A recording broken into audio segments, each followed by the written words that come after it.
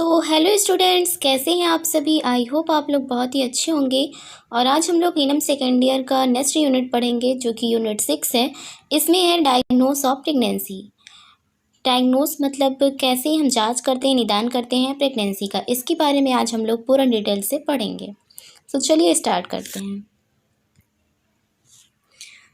Pregnancy के दौरान जो फीमेल में अनेक स्ट्रक्चरल और फिजियोलॉजिकल तथा बायोकेमिकल परिवर्तन होते हैं, जिनके आधार पर ही गर्भावस्था डायग्नोस की जाती है। जब प्रेगनेंसी टाइम होता है तो बहुत सारे चेंजेस फीमेल के अंदर देखे जाते हैं।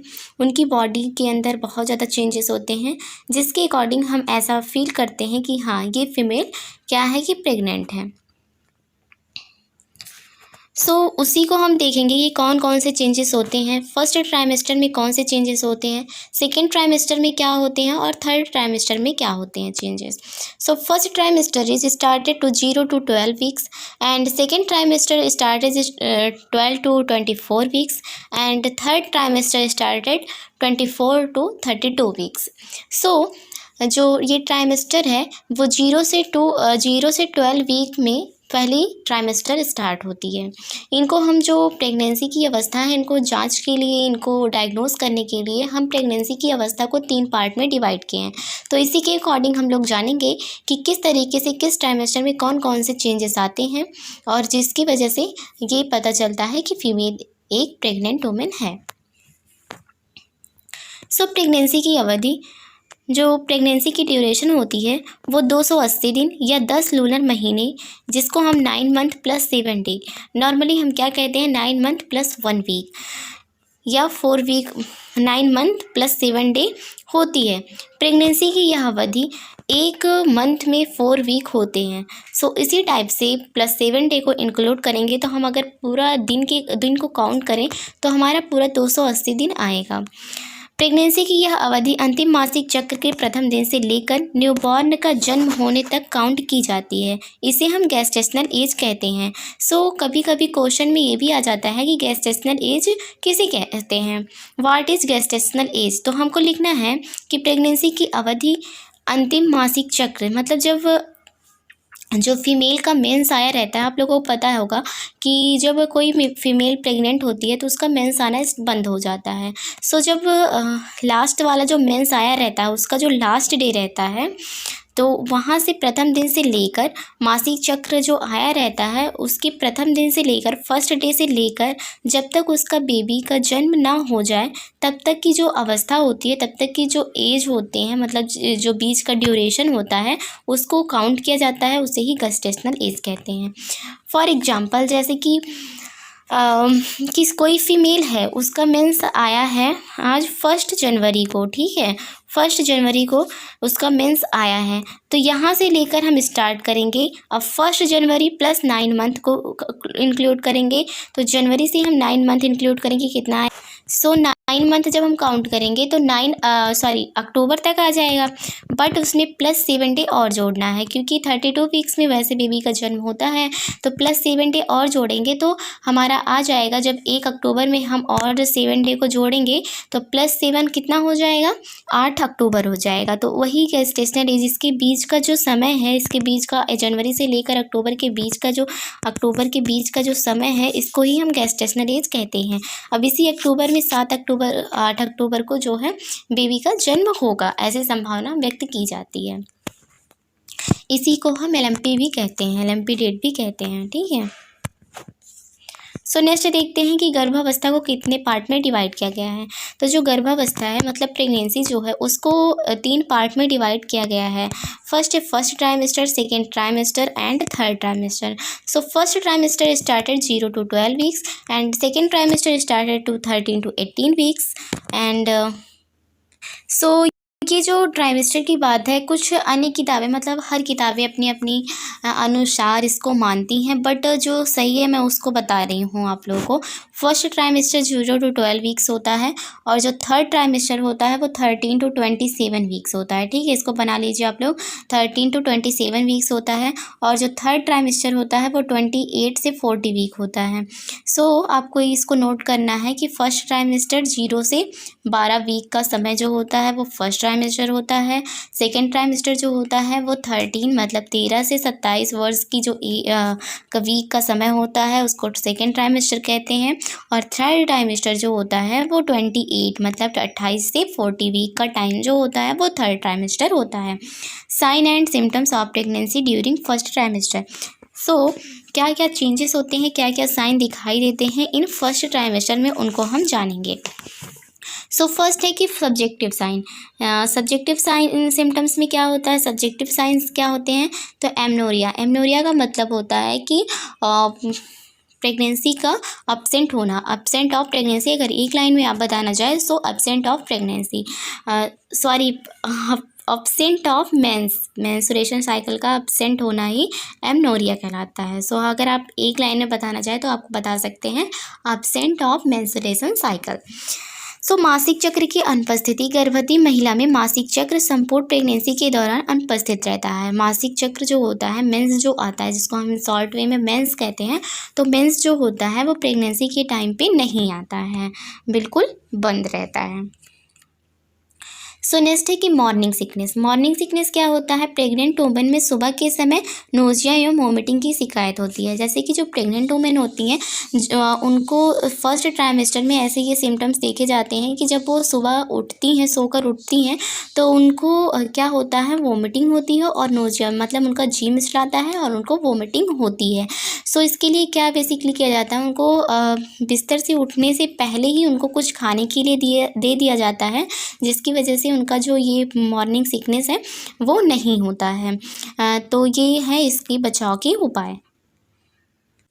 और ये जो मॉर्निंग सिकनेस होता है वो जब दूसरी या तीसरी बार जो फीमेल होती हैं वो प्रेग्नेंट होती हैं उनकी तुलना में जो प्राइमरी ग्रेविडा मतलब जो फर्स्ट बार प्रेग्नेंट हुई रहती हैं, ये समस्या ज़्यादा देखने को मिलती है। और ये समस्या क्या होती है कि फर्स्ट ट्राइमेस्टर के दौरान ही समाप्त हो जाती है। हालांकि जो मॉर्निंग सिकनेस के एग्जैक्ट कारण की खोज अभी तो पता नहीं चल पाई है, फिर भी इसका यह माना जाता है कि HCG जो हार्मोन्स होता है उनके बढ़ने के कारण ऐसा होता है। कौन से हार्मोन्स, HCG हार्मोन्स के बढ़ने के कारण ऐसा होता है। सो एक कारण है ब्रेस्ट डिकम्फर्ट। तो ब्रेस्ट डिकम्फर्ट क्या होता है, तो ब्रेस्ट की साइज के साथ साथ फीलिंग और फुलनेस क्या होता है कि फीलिंग एंड फुलनेस तथा टेंडरनेस गर्भावस्था के फर्स्ट ट्राइमेस्टर के दौरान महिलाओं में आमतौर पे मौजूद होता है। तो ब्रेस्ट की साइज़ में वृद्धि होती है और उनमें फीलिंग एंड फुलनेस भी आ जाता है और टेंडरनेस भी आ जाता है। सो एक दूसरा कारण क्या है, ईजिली फैटिगो। सो नेक्स्ट जो आता है, नेक्स्ट चेंजेस जो आता है वो ईजिली फैटिगो जिसको कहते हैं। अब इसमें क्या होता है, सो इसमें प्रेगनेंसी के दौरान महिला में बार बार तथा ईजिली थकान होने की भी शिकायत रहती है। बार बार क्या होता है, फीमेल थक जाती है, कोई भी छोटा सा भी काम करती हैं तो भी वो थक जाती हैं। नेक्स्ट क्या सिम्टम्स दिखाई देते हैं, कॉन्स्टिपेशन। कॉन्स्टिपेशन मतलब होता है कब्ज होना। ब्लकी यूट्रस तथा इंटेस्टाइन जो होता है कि ऊपर प्रेशर उत्पन्न कर देने के कारण ऐसा देखा जाता है। उनमें कॉन्स्टिपेशन हमेशा कब्ज की शिकायत रहती है, वो हमेशा अच्छे से फ्रेश नहीं हो पाती हैं। और एक है फ्रीक्वेंसी ऑफ क्या है एक सो एक कारण ये है कि फ्रीक्वेंसी ऑफ न्यूट्रिशन। इसमें क्या होता है कि इसमें जो यूट्रस का जो थोड़ा आकार होता है वो चेंजेस होने लगता है। ऐसा क्यों होता है कि जो ब्लैडर होता है वो टेंडस पर स्थिति के कारण ऐसा होता है। सो ऑब्जेक्टिव साइंस क्या है उनको हम जान लेते हैं। ऑब्जेक्टिव साइन में क्या क्या दिखाई देते हैं। सो ब्रेस्ट में चेंजेस होता है, स्तनों में परिवर्तन होता है, और यूट्राइन साइन जिसको हम गर्भाशयी चिन्ह कहते हैं, एंड सर्वाइकल साइन, सर्वाइकल में चेंजेस होता है, सर्वाइकल चिन्ह दिखाई देते हैं, और वेजाइनल साइन दिखाई देते हैं। अब हम बात करते हैं कि स्तनों में परिवर्तन क्या होता है। तो जो स्तनों के परिवर्तन होते हैं वो मल्टी ग्रेविडा की तुलना में जो फर्स्ट मतलब प्राइमरी ग्रेविडा में अधिक दिखाई देते हैं। इसमें क्या होता है, डक्ट तथा जो एल्वेलाई होते हैं वो हाइपरट्रॉफी तथा प्रोलिफरेटिव के कारण ब्रेस्ट की साइज इसमें बढ़ने लगती है। प्रेगनेंसी के लगभग कितने 6 to 8 वीक की अवधि जो होती है उसके दौरान त्वचा के नीचे ब्लसेस सरफेस वेनिस दिखाई देने लगता है। क्या दिखाई देने लगता है, ब्लसेस सरफेस वेनिस दिखाई देने लगता है। तो ये सब होता है। और निप्पल्स तथा जो प्राइमरी एरियोला ज़्यादा गहरे हो जाते हैं, मतलब ज़्यादा डार्क हो जाते हैं। और निप्पल जो होता है नॉन प्रेग्नेंट स्टार्च की तुलना में अधिक इरेक्ट हो जाते हैं, मतलब उसमें दरारें पड़ने लगती हैं। लगभग 12 वीक की सप्ताह जो होती है उसमें निप्पल्स जो होते हैं उसमें कोलेस्ट्रॉम स्क्वैच किया जा सकता है, मतलब कोलेस्ट्रॉम की मात्रा भी थोड़ी थोड़ी आ जाती है। और यूट्राइन जो होता है, यूट्राइन साइन क्या होता है, यूट्रस के आकार में वृद्धि होने लगती है और इसका वजन भी जो है वो बढ़ने लगता है। और यूट्रस का जो आकार है वो 6 वीक की प्रेगनेंसी के दौरान किसके आकार का हो जाता है, मुर्गी के अंडे के आकार के जैसा हो जाता है, जो कि 12 वीक के दौरान और बढ़कर गर्भस्थ शिशु के फेटल हेड जैसा हो जाता है। कैसा हो जाता है, 12 वीक में फेटल के हेड जैसा हो जाता है। और जो गर्भवती महिला का गर्भाशय होता है वो सॉफ्ट तथा इलास्टिक हो जाता है। और 12 वीक की गर्भावस्था पर यूट्रस की आकृति बिल्कुल ग्लोबुलर हो जाती है। इसको मैंने पहले भी आप लोगों को बताया है कि इस तरीके से होता है, ग्लोबुलर हो जाता है। और लगभग 8 वीक की जब प्रेगनेंसी होती है तो उसमें पोजीशन एक्सक्रेटेड होती है, तत्पश्चात इसमें क्या होता है कि इरेक्ट होना भी स्टार्ट हो जाता है। सो ये सब साइन होते हैं। अब इसमें एक क्या होता है, सर्वाइकल साइन। सर्वाइकल साइन में क्या होता है कि गर्भावस्था की जो सर्विक्स होते हैं उसमें सिक्रेशन की मात्रा बढ़ जाती है तथा ये सर्वाइकल कैनाल को क्या करते हैं, एकत्रित होकर इसे लगभग सील कर देते हैं। इसे म्यूकस प्लग कहते हैं। और वेस्कुलरिटी इसमें बढ़ जाने की वजह से सर्विक्स जो होता है वो ब्लसेस दिखाई देने लगता है। कैसा दिखाई देने लगता है, ब्लसेस दिखाई देने लगता है। अब इसी में गोल्डन साइन भी होता है। गर्भावस्था के दौरान सर्विक्स का सॉफ्ट हो जाना ही गोल्डन साइन कहते हैं। क्या कहते हैं, गोल्डन जो साइन होता है गर्भावस्था के दौरान सर्विक्स का सॉफ्ट हो जाना ही हम किसको कहते हैं, गोल्डन साइन को कहते हैं। इसको मैंने पहले भी आप लोगों को बताया, बट फिर भी इसमें ऑब्जेक्टिव साइन में बता देती हूँ आप लोगों को। वेजाइनल साइन क्या होता है, तो प्रेगनेंसी के लगभग जो 6 वीक के दौरान योनि में मतलब वेजाइना में म्यूकस का सिक्रेशन बढ़ जाता है, जिसके कारण जो वेजाइना की भित्ति होती है वो ओडेमेटस हो जाती है। और इसी में जयकुमार साइन और ओसियंडर साइन भी देखी जाती है। और Jacquemier sign, Osiander sign, golden sign ये सब मोस्ट इंपॉर्टेंट होता है। और गोल्डन साइन जयकुमार साइन क्या होता है, तो वेजाइनल वाल के चारों तरफ वेनस ब्लड सप्लाई बढ़ जाने के कारण म्यूकोसा का जो रंग होता है वो ब्लसिस हो जाता है, जिसको हम क्या कहते हैं, जयकुमार साइन कहते हैं। और ओसियंडर साइन क्या कहते हैं, यह साइन लगभग 8वें सप्ताह तक उपस्थित होता है। तो ब्लड सप्लाई के बढ़ जाने के कारण लेटरल जो फोरनिसेज होता है उसमें बढ़ी हुई धड़कन पल्पेशन महसूस होने लगता है, जिसे हम क्या कहते हैं, ओसियंडर साइन कहते हैं। अब नेक्स्ट हम देखते हैं कि नेक्स्ट क्या होता है, सेकेंड ट्राइमेस्टर में क्या होता है। ठीक है, तो सेकेंड ट्राइमेस्टर की बात करते हैं। सो है sign and symptoms of second trimester. तो सब्जेक्टिव साइन में क्या होता है, सब्जेक्टिव साइन में वही एमनोरिया होता है। आप लोगों को पता ही है कि एमनोरिया क्या होता है। एमनोरिया क्या होता है कि absent of menses, absent of menses को ही हम क्या कहते हैं, एमनोरिया कहते हैं। क्विकनिंग क्या होता है, अब क्विकनिंग जो होता है, क्विकनिंग का अर्थ होता है कि प्रेग्नेंट वुमेन द्वारा अपने फीटस की सक्रिय जो एक्टिव मूवमेंट होता है उनको महसूस करना। यह लगभग कब से कब तक होता है, तो 18 to 20 वीक की जो प्रेगनेंसी होती है उसके दौरान महसूस होने लगता है। और ये प्राइमरी ग्रेविटा की तुलना में मल्टी ग्रेविटा में क्वेकनिंग थोड़ा पहले ही स्टार्ट हो जाता है। अच्छा, नेक्स्ट क्या है, enlargement of lower abdomen.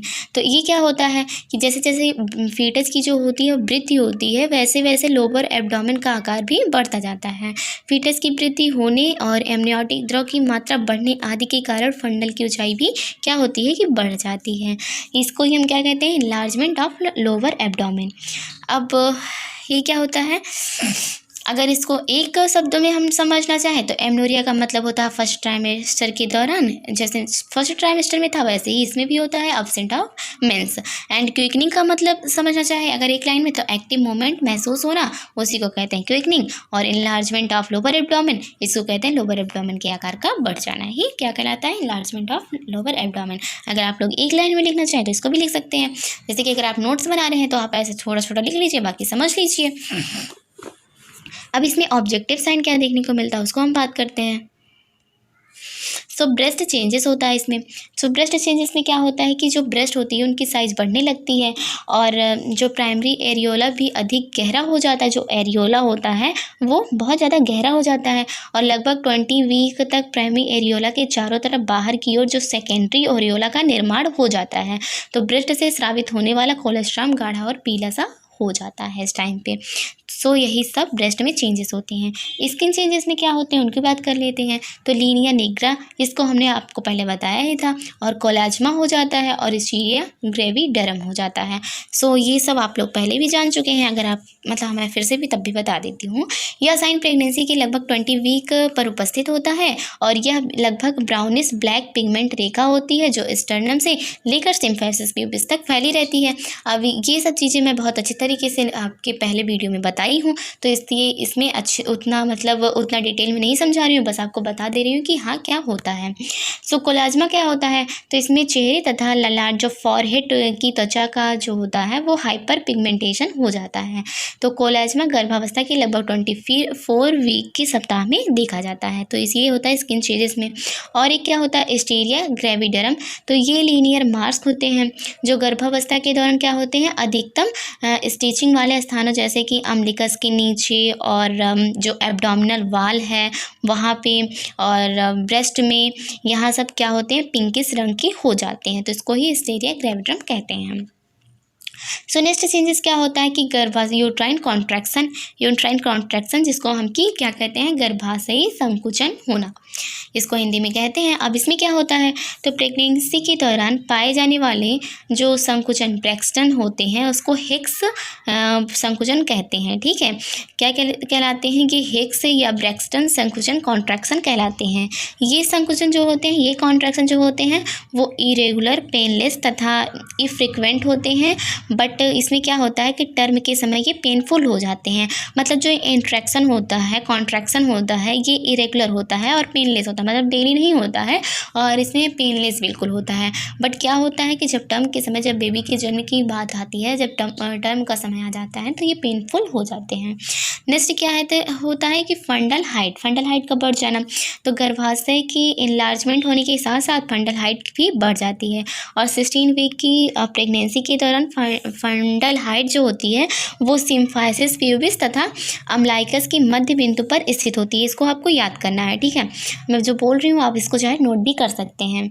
So symphysis pubis तथा अम्लाइकस की मध्य बिंदु पर स्थित होती है। बट क्या होता है कि 20 वीक की प्रेगनेंसी के दौरान अम्लाइकस से लगभग 2.5 सेंटीमीटर नीचे तथा 24 वीक की प्रेगनेंसी के दौरान यह अम्लाइकस के स्तर पर स्थित होती है।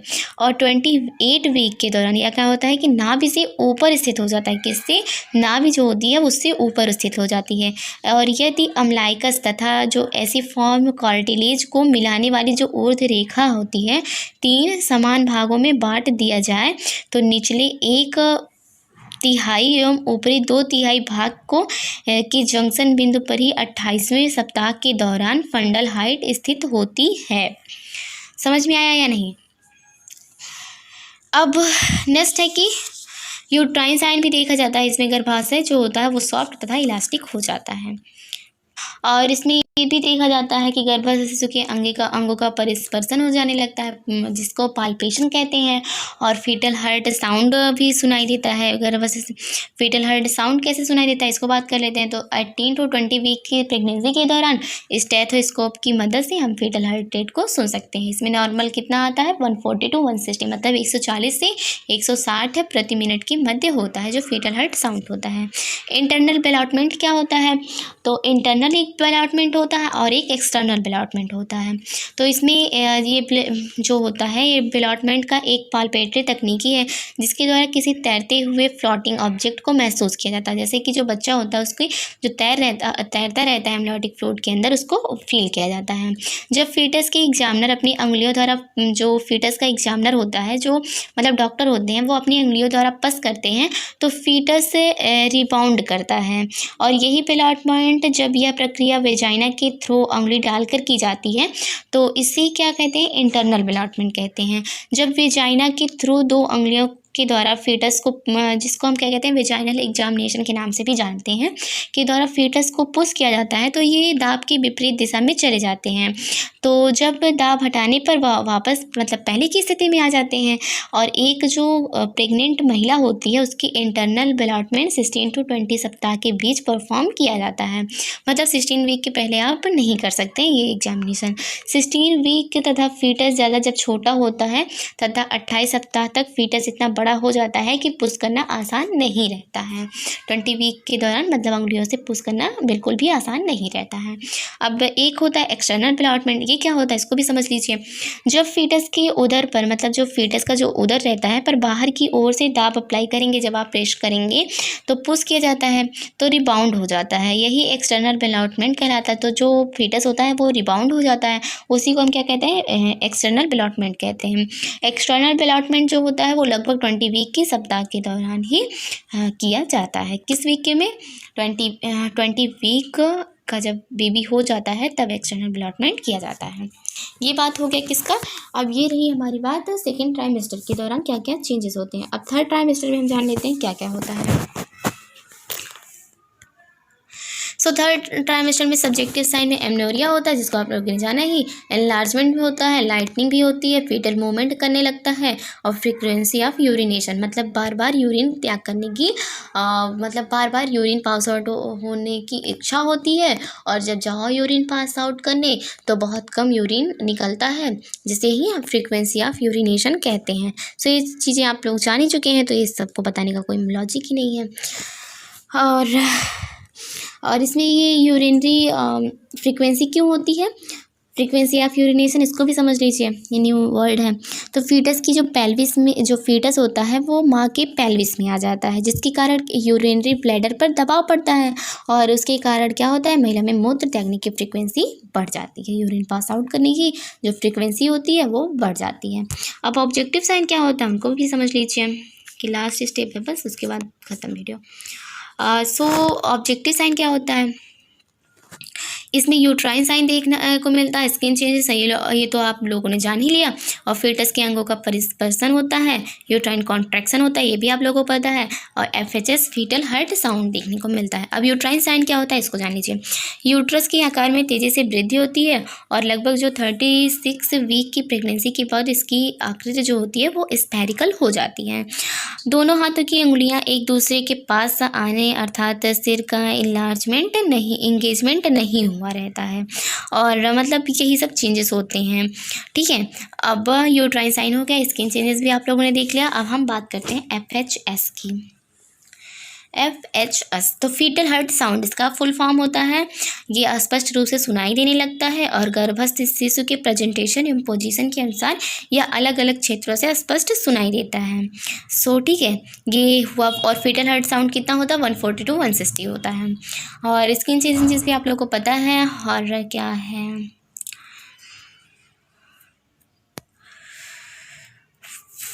और एक चीज़ चेंज होता है कि फीटस के अंगों का परिस्पर्शन, हाँ इसको बता देती हूँ। तो फीटस के अंगों की पहचान अधिक आसान हो जाती है इसमें। फिर उसके बाद क्या होता है कि फीटस की लाइव पोजीशन और प्रेजेंटेशन, एटीट्यूड आदि का पता लगाया जा सकता है। सो जो फीटस होता है उसका प्रेजेंटेशन क्या होता है, कि डिलीवरी के टाइम पे क्या रहेगा उसका प्रेजेंटेशन, ये भी पता लगाया जा सकता है किससे, जो फिंगर एग्जामिनेशन होता है, वेजाइनल एग्जामिनेशन होता है, उसके थ्रू हम पता लगाया जा सकता है कि क्या होने वाला है। अब नेक्स्ट देखते हैं क्या है।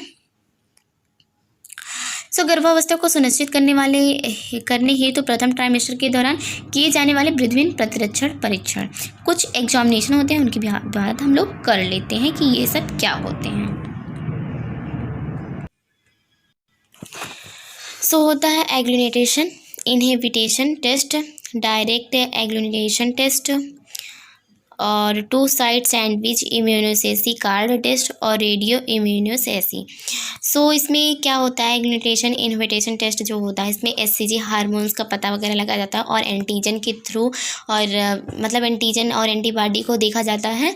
और इसमें भी ये भी यूरिन एग्जामिनेशन होता है, एग्लूनेटेशन और डायरेक्ट एग्लूनेटेशन, इसमें भी दोनों में ही यूरिन का टेस्ट किया जाता है। सो यही सब टेस्ट वगैरह होते हैं, और इनकी अगर अच्छे से टेस्ट कैसे की जाती है, इसमें टेस्ट पॉजिटिव कैसे आता है, कैसे हम पता लगाते हैं कि इसका साइन कैसा है, मतलब पॉजिटिव है कि निगेटिव है, इन सबको जानने के लिए मैं एक नेक्स्ट वीडियो बनाऊंगी, उसमें आप लोग को सारे टेस्ट बता दूंगी कि सारे टेस्ट में क्या क्या पोजीशन, कैसे कैसे टेस्ट होता है। सो और सेकेंड ट्राइमेस्टर में पता है आप लोगों को कौन कौन से टेस्ट होते हैं। सो सेकेंड ट्राइमेस्टर में 1 सेकेंड। सो सेकेंड ट्राइमेस्टर में जो होता है टेस्ट वो अल्ट्रासोनोग्राफी होता है। अल्ट्रासोनोग्राफी आपको पता ही है। और एक्सरे होता है, क्या होता है एक्सरे। और नेक्स्ट क्या होता है एस्कुलेशन, जिसको हम परिश्रवण कहते हैं। क्या कहते हैं TION, माय गॉड।